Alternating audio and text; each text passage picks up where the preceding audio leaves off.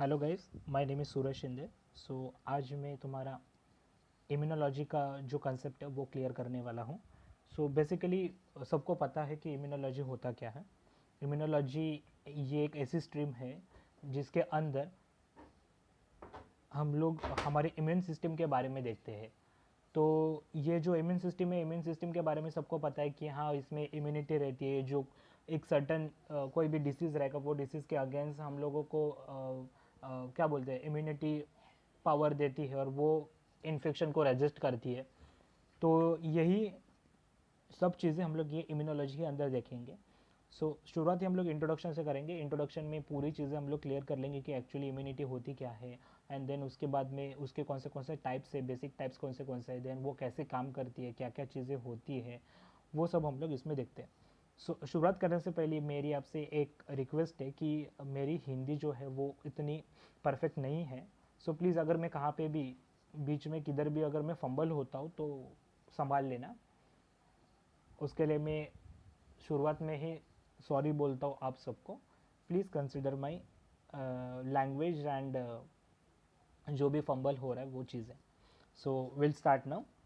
Introduction, तो introduction में basically सबको पता है कि पहले हम लोग डेफिनेशन ही देखेंगे। तो immunology is the science that is concern with immune response to foreign challenges और simply study of the body's defence against the infection. मतलब वही चीज़ है कि अगर हमारी बॉडी में कोई माइक्रो ऑर्गेनिज्म या फिर कोई फॉरेन सब्सटेंसेस या फिर कोई भी केमिकल कंपाउंड रहेगा, तो केमिकल कंपाउंड और कोई माइक्रो ऑर्गेनिज्म अगर हमारी बॉडी के अंदर एंटर होता है तो वो एंटर होने के बाद हमारी बॉडी अकॉर्डिंगली रिएक्ट करना चालू कर देती है। जैसे कि अगर हमारी बॉडी में अगर कोई मलेरिया का माइक्रो ऑर्गेनिज्म एंटर होता है, मतलब जो एनाफिलस मॉस्किटो है, वो जब बाइट करती है तो उसके सलाइवा थ्रू हमारे बॉडी में वो जो मलेरिया का जो भी स्ट्रेन है माइक्रो ऑर्गेनिज्म, वो अगर हमारे बॉडी में एंटर होता है तो जैसे जैसे वो हमारी बॉडी के अंदर बढ़ता है तो उसके अकॉर्डिंग हमारी बॉडी रिएक्ट करना और सिम्टम्स देना चालू कर देती है। तो फीवर रहेगा, शिवरिंग रहेंगे, देन उसके बाद में वोमिटिंग रहेगी, हेडेक रहेगा, एब्डोमिनल क्रैम्प्स रहेंगे। ये तो बेसिक सिम्टम्स है रिगार्डिंग मलेरिया। तो ये सब चीज़ें सबको ऑब्वियसली पता रहेंगी। तो ऐसे हमारी बॉडी रिएक्ट करना चालू कर देती है। तो इसके अगेंस्ट प्रोटेक्शन देना है, वो एक इम्पॉर्टेंट चीज़ है। तो ये जो इम्पॉर्टेंट चीज़ है ये नेचुरली होती है, बट ये जो नेचुरली जो चीज़ें होती है ना वो थोड़ी स्लो होती है। तब तक तो मतलब इतना भी टाइम नहीं रहता अपने पास कि हम लोग, और इतनी भी शक्ति हमारे पास नहीं रहती कि हम लोग ये पूरा का पूरा सह सकें। तो तब तक हमारी जान निकल जाती है। तो इसकी वजह से हम लोगों को मेडिकल इमरजेंसी में हम लोगों को एडमिट होना पड़ता है। देन उसके बाद में पूरे आईवी ट्रीटमेंट्स होते हैं। देन उसके बाद फिर ट्रीटमेंट्स होने के बाद फिर हम लोग ठीक हो जाते हैं। फिर ये जो चीज़ें रहती हैं ना कि हाँ, मतलब ऑब्वियसली ये क्वेश्चन सबके दिमाग में आता होगा कि अगर हमारे पास नेचुरली अगर इम्यून सिस्टम प्रेजेंट है तो हम लोगों को फिर एडमिट होने की क्या ज़रूरत है, राइट? हॉस्पिटलाइज होने की क्या ज़रूरत है? तो वही चीज़ है कि ये जो चीज़ें रहती हैं ना वो एकदम फास्ट नहीं रहती, वो थोड़ी धीरे रहती है। मतलब कंसिडर करो कि हमारा जो इंडिया है वो बहुत बड़ा है। वो ज़्यादातर हमारी जो मिलिट्रीज रहती है वो पूरी बॉर्डर एरियाज़ में है। नॉट मतलब कोस्टल एरियाज़ में तो नहीं है ऑब्वियसली, वो जो है वो पूरी की पूरी बॉर्डर पे है। कोस्टल एरियाज़ पे हमारी नेवी है। फिर भी ऐसे कोई चांसेस रहते कि वो पर्टिकुलर टाइम देख के कोई भी जो टेररिस्ट रहते वो एंटर कर लेते।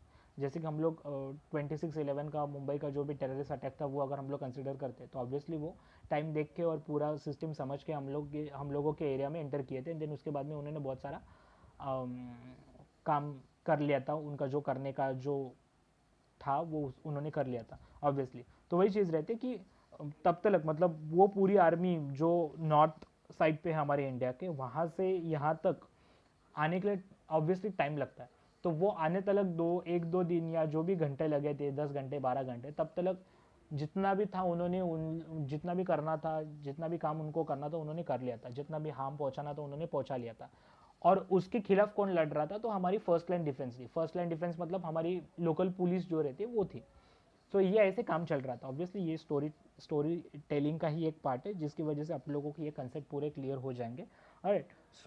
जो मेन काम था वो हमारी आर्मी का था। देन उसके बाद में उनको रोकना और तब तक उनको एंगेज रखना जो काम है वो है फर्स्ट लाइन डिफेंस का, जो पुलिस ने काम बहुत अच्छी तरीके से किया था। तो उनमें बहुत सारे लोग भी थे जो शहीद हुए, तो वो सबको पता है, वो स्टोरी में ज़्यादा डिटेल में नहीं जाऊँगा। सो ऑब्वियसली हमारी जो इम्यून सिस्टम वो इम्यून सिस्टम भी इसी तरह काम करती है। हमारी जो मेन जो सेना है, हमारी जो मेन आर्मी फोर्सेस है, वो है हमारी एंटीबॉडीज़। वो बहुत ज़्यादा अंदर तलक रहती है, बहुत हमारे ब्लड में रिसाइड करती है। Different different primary and secondary organs है, स्प्लीन है, देन उसके बाद में थाइमस वगैरह, ऐसे बहुत सारी ऑर्गन्स है। तो उसमें लिम्फोइडल नोड्स है, तो उसके अंदर वो सब चीज़ें, मतलब ज़्यादातर एंटीबॉडीज़ वहाँ पे रहती है।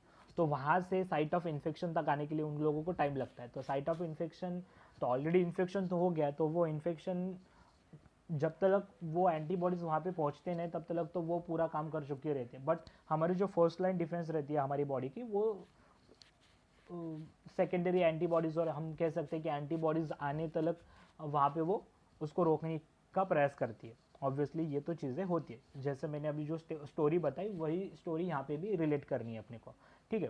तो ये चीज़ें हैं, तो ये सब रोकने का काम जो है वो हमारी बॉडी का है, वो उसके ऊपर पूरा का पूरा काम करती है। और यही जो स्टडी है वो पूरा का पूरा स्टडी यहाँ इम्यूनोलॉजी में दिया है। और यही जो मतलब कोई भी इन्फेक्शन को, कोई भी पैथोजन को रेजिस्ट करना, रोकना और उनसे प्रोटेक्शन देना है, इसी को है हम लोग इम्यूनिटी बोलते हैं। ऑब्वियसली इसी को ही हम लोग इम्यूनिटी बोलते हैं। तो ये जो इम्यूनिटी है, ये इम्यूनिटी दो कैटेगरीज में डिवाइड की है। बेसिकली दो कैटेगरीज उसकी प्रेजेंट है। कौन सी? एक है innate immunity and second one is adaptive immunity. So innate immunity को हम लोग नेटिव इम्यूनिटी भी कह सकते हैं, और एडेप्टिव को हम लोग एक्वायर्ड इम्यूनिटी भी कह सकते हैं। सो इनेट इम्यूनिटी के बारे में दो बातें हम लोग देखेंगे, और एडेप्टिव के बारे में भी हम लोग दो बातें देखेंगे, क्या क्या होता है। सो पहले ये चीज़ जान लेते हैं कि इनेट और एडेप्टिव क्या होता है। सो इनेट मतलब नेटिव, जो प्रॉपर है, पहले से है, उसको हम लोग बोलेंगे नेटिव चीज़। मतलब ये पहले से चलती आ रही है। जैसे इवोल्यूशन हुआ, जैसे ही ऑर्गेनिजम्स जैसे जैसे इवॉल्व होते गए, बड़े होते होते गए, तो तभी से लेके उनके पास ये सिस्टम थी शुरुआत से लेके, जैसे जैसे भगवान ने दिया है उस तरीके से वो आगे बढ़ती गई। तो जो शुरुआत से है, जो बेसिक है, जो फर्स्ट लाइन है, उसको हम लोग इनेट बोलेंगे। और जो बाद में डेवलप होती है, और जैसे जैसे इवोल्यूशन में हम लोग वर्टिब्रेट्स बने, तो वर्टिब्रेट्स में और स्पेसिफिक ऐसी एंटीबॉडीज़ और स्पेसिफिक ऐसी इम्यून सिस्टम और इम्यूनिटी जनरेट हुई है, प्रोड्यूस हुई है, क्रिएट हुई है, तो ये चीज़ को हम लोग बोलेंगे एडेप्टिव। ये एडेप्ट होती है, ढाल लेती है खुद को according to the situation, right. Hence it is called as adaptive immunity, ठीक है। सो ये जो एडेप्टिव इम्यूनिटी है ना, ये एक्चुअली हमारी आर्मी फोर्सेस है। और ये जो इनेट इम्यूनिटी है, ये हमारी फर्स्ट लाइन, मतलब लोकल पुलिस की तरह कौन काम करने वाला है, तो इनेट इम्यूनिटी काम करने वाली है। और मेन जो आर्मी फोर्सेस है, मतलब ब्लैक कमांडोज रहेंगे, जो भी कमांडोज रहेंगे, वो सब जो कमांडोज है वो हमारे एडेप्टिव इम्यूनिटी के अंदर आते हैं। तो ये जो इनेट इम्यूनिटी रहती है ना, ये नॉन स्पेसिफिक रहती है, और ये प्रेजेंट ऑल द टाइम रहती है। मतलब शुरुआत से लेके लास्ट तक, मतलब पैदा होने से जो स्टार्ट होती है वो मरने तक हमारे साथ में रहते हैं। That is called as innate immunity. और ये नॉन स्पेसिफिक है, इसका कुछ ऐसा स्पेसिफिक नहीं रहता कि यार हाँ मतलब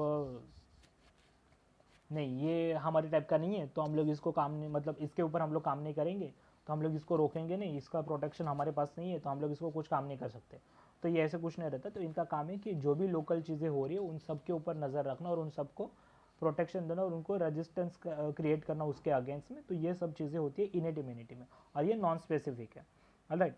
और जो एडेप्टिव रहती है वो ज़्यादातर स्पेसिफिक होती है, राइट, बहुत ज़्यादा स्पेसिफिक होते हैं। और जैसे अभी अभी मैंने स्पेसिफिकली हमारे अगर डिफेंस सिस्टम की बात कर रहा हूँ, तो जो भी कोस्टल एरिया से अटैक करने वाले, जो भी पानी के अंदर से अटैक करने वाले, तो उनके लिए क्या है, हमारे पास नेवी है, वो स्पेसिफिक है। जो पानी के रास्ते से एंटर करने वाला है, पानी के रास्ते से जो भी चीज़ें होने वाली है, उन स्पेसिफिक चीज़ों के लिए हमारे पास नेवी है। जो रास्ते से होने वाली है, ज़मीन से होने वाली है, उनके पास हमारे पास आर्मी है। एंड देन उसके पास जो भी हवाई हमले होने वाले, उसके लिए हमारे पास एयर फोर्सेस है, राइट। सो ये स्पेसिफिक है। तो इसी तरह अगर हमारी बॉडी में कोई माइक्रोबैक्टीरियम एंटर होता है, कोई भी माइक्रो ऑर्गेनिज्म एंटर होता है, सपोज मैं एग्जांपल ले लेता हूँ मलेरिया का, तो अगर मेरे बॉडी में मलेरिया का कोई भी एक स्ट्रेन माइक्रो ऑर्गेनिज्म एंटर कर रहा है, तो वो आज के घड़ी में एंटर कर रहा है, तो मेरी बॉडी उसके अगेंस्ट क्या बनाएगी, एंटीबॉडी बनाएगी, ऑब्वियसली एंटीबॉडी बनाएगी। सपोज मतलब अभी आप पूरा ठीक हो गए, 1-2 साल गए, 3 साल गए, फिर से एक मच्छर आया, उसने आपको काटा, और फिर से उसने क्या किया, उसके सलाइवा थ्रू वो जो माइक्रो ऑर्गेनिज्म था उसको ट्रांसमिट कर दिया आपके बॉडी में, जो भी स्ट्रेन था वो आपके बॉडी में ट्रांसमिट कर दिया, ऑलराइट, क्योंकि वो कैरियर है ऑब्वियसली। तो अब बॉडी को तो पता है अभी कि यार नहीं, ये चीज़ पहले भी आई थी, पहले भी हमारे पास आई थी, तो उसके लिए वो बहुत ज़्यादा प्रिपेयर रहते कि नहीं ये पहले भी ऐसे हुआ था, तो ऑब्वियसली ये टाइम भी ऐसे हो सकता है, तो हम लोगों को प्रिपेयर रहना चाहिए। तो उसके पास ऑलरेडी वो पूरा सिस्टम पूरा प्रिपेयर्ड रहता है उसके अगेंस्ट में, तो जैसे ही वो एंटर कर लेता है तो फटाक से उसको मार देते हैं। तो ये सिर्फ ये जो सिंक्रोनाइज चीज़ें जो चलती है वो सब चीज़ें एडेप्टिव इम्यूनिटी में चलती है। सो बेसिकली ये डिफरेंस है इन दोनों के बीच में, एडेप्टिव और इनेट के बीच में। सो अगर देखा जाए तो ये जो इनेट इम्यूनिटी है ये बहुत एंशियंट टाइम से चलती आ रही है। जैसे जैसे एक्चुअल में एक ऑर्गेनिज्म डेवलप हुआ तो वो ऑर्गेनिज्म के पास खुद की डिफेंस सिस्टम चाहिए थी, तो वो टाइम पे इनेट इम्यूनिटी जो है वो काम करने लगी थी। तो ये बहुत एंशियंट टाइम से है। एंड जो एडेप्टिव इम्यूनिटी है ना, ये एक रिसेंट एवोल्यूशन है जो कि वर्टिब्रेट्स में पाया गया है। ऑलराइट, सो इनेट इम्यूनिटी के बारे में अभी हम लोग थोड़ा सा डिटेल में देखेंगे कि एक्चुअली होता क्या। सो जैसे मैंने बोला कि ये बर्थ से हमारे साथ होती है, राइट, और ये नॉन स्पेसिफिक है। देन उसके बाद में ये फर्स्ट लाइन डिफेंस है, ये भी मैंने एक्सप्लेन कर दिया। देन सेकंड वन इज की early defence against the pathogen. Obviously ये थोड़ा सा पॉइंट कंसिडर करने वाला है, बहुत ज़्यादा इंपॉर्टेंट है। होता क्या है कि अर्ली डिफेंस मतलब क्या है कि सपोज अगर एक माइक्रो ऑर्गेनिज्म है वो स्किन के थ्रू एंटर करना चाहता है, ऑलराइट, स्किन के थ्रू एंटर करना चाहता है, चलो ठीक है, तो स्किन उसको ऑब्वियसली प्रोटेक्ट करेगी। तो वो कैसे करेगी, स्किन के ऊपर हमेशा क्या होता है, स्वेट आता रहता है, स्वेट आते रहता है। तो वो जो स्वेट रहता है उसके अंदर बहुत सारा सिक्रेशन रहता है, सीबम सिक्रेशन रहता है। देन लैक्रिमल के अंदर जैसे लाइजोसोम्स रहते हैं उसके अंदर भी लाइजोसोम्स प्रेजेंट रहते हैं। देन उसके बाद कुछ प्रोटेलिटिक एंजाइम्स रहेंगे वो प्रेजेंट रहते हैं। देन उसका जो पीएच रहता है वो पीएच ज़्यादातर एसिडिक की तरफ रहता है, ठीक है, ओके। सो ये जो पीएच है वो क्या करता है, अगर कोई माइक्रो ऑर्गेनिज्म एसिडिक पीएच की तरफ अगर ज़िंदा नहीं रह सकता तो ऑब्वियसली वो वहाँ पे ही मर जाएगा। तो ये पहला डिफेंस हो गया। अगर फिर भी अगर कोई माइक्रो ऑर्गेनिज्म सर्वाइव कर गया और उसने हमारे बॉडी में एंट्री मार ली, जस्ट उसने हमारी स्किन क्रॉस की और स्किन के अंदर थोड़ा सा वो गया, तो उसके पीछे तो और हमारे जो फर्स्ट लाइन वॉरियर्स है वो वहाँ पे रेडी रहते हैं। वो जो फर्स्ट लाइन वॉरियर्स कौन है, हमारे मैक्रोफाइज से, डेंड्राइटिक सेल से, न्यूट्रोफिल से, फैगोसाइटिक सेल से, राइट। सो ये जो सेल्स है ये हमारे फर्स्ट लाइन वॉरियर्स है। तो ये क्या करते हैं, जैसे ही माइक्रो ऑर्गेनिज्म एंटर करेगा वैसे इसको पकड़ेंगे और उसका फैगोसाइटोसिस करेंगे, ऑलराइट। चलो, लेकिन अगर एंट्री करने वाले जो माइक्रो ऑर्गेनिजम्स है उनकी तादाद अगर बहुत ज़्यादा है और वो फर्स्ट लाइन वॉरियर्स है, उनके हाथ से भी अगर कोई छूटता है और वो अगर बॉडी के अंदर जाता है, फिर उसके बाद में हमारा जो मेन आर्मी फोर्स है वो आर्मी फोर्स क्या करेगा, वहाँ पे आके काम करना चालू करेगा। तो ऑब्वियसली वो जो फर्स्ट लाइन वॉरियर्स है वो उनको कॉल देते कि भाई ऐसे ऐसे हमारे यहाँ पे आतंकवादी हमला हुआ है और ये घुसपैठिए हमारे अंदर, हमारे इलाके के अंदर आ चुके हैं, तो इन लोगों को रोकना है, तो आप जल्दी से जल्दी अपनी सेना लेके हमारी तरफ आ जाइए। तो ये मैसेज उन्होंने भेज दिया।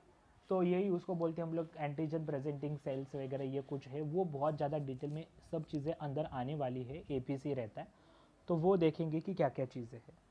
तो ये एक अर्ली डिफेंस सिस्टम है इनेट इम्यूनिटी, जो कि हर एक फॉरेन मॉलिक्यूल के खिलाफ और हर एक पैथोजन के खिलाफ सेम तरीके से काम करती है, कोई भी उसमें चेंजेस और बदलाव नहीं है। और इनकी और एक खासियत है, जैसे एडेप्टिव इम्यूनिटी एक मेमोरी क्रिएट करती है, वैसे ये लोग मेमोरी क्रिएट नहीं करते। जैसे मैंने एक पहले वाला पॉइंट बताया था कि अगर मलेरिया का आज की तारीख पे हम लोगों को इन्फेक्शन हो रहा है तो ऑब्वियसली 2 साल के बाद अगर सेम माइक्रो ऑर्गेनिज्म हमारे बॉडी के अंदर एंटर करेगा तो हमारे पास ऑलरेडी उसके खिलाफ दवाई है और ऑलरेडी हमारे मतलब उसके खिलाफ सॉल्यूशन है हमारे बॉडी के अंदर कि नहीं ये आया था, हम लोगों को इसका पूरा प्लानिंग पता है कि ये क्या क्या करेगा क्या क्या नहीं करेगा और इसकी दुखती नस भी हम लोगों को पता है, तो फटक से उसको मार देंगे। तो इसको पता है मतलब क्या है कि इसके पास मेमोरी थी, एडेप्टिव इम्यूनिटी के पास मेमोरी थी। जो एंटीबॉडीज उस टाइम मतलब पहले एक्सपोजर के टाइम जो एंटीबॉडीज बनी थी, तभी वो एंटीबॉडीज बनते समय उन्होंने उसके साथ मेमोरी सेल्स भी बनाए थे जो सेकेंड एक्सपोजर और सेम माइक्रो ऑर्गेनिज्म का जो सेकेंड एक्सपोजर हो रहा था उसके लिए वो प्रिपेयर कर रहे थे। लेकिन ये जो इनेट इम्यूनिटी है ना, इसके पास ऐसे कोई मेमोरी सेल्स वगैरह नहीं रहते। तो ऑब्वियसली अगर आज के डेट में हम लोगों को एक माइक्रोबैक्टीरियम ट्यूबरक्यूलोसिस का स्ट्रेन इन्फेक्ट कर रहा है और 10 साल बाद सेम स्ट्रेन आके मेरे को अगर इन्फेक्ट कर रहा है, तो इन लोगों को पता नहीं चलता कि यार हाँ ये पहले वाला आके गया था तो इसके खिलाफ हम लोगों को यही रणनीति अपनानी है।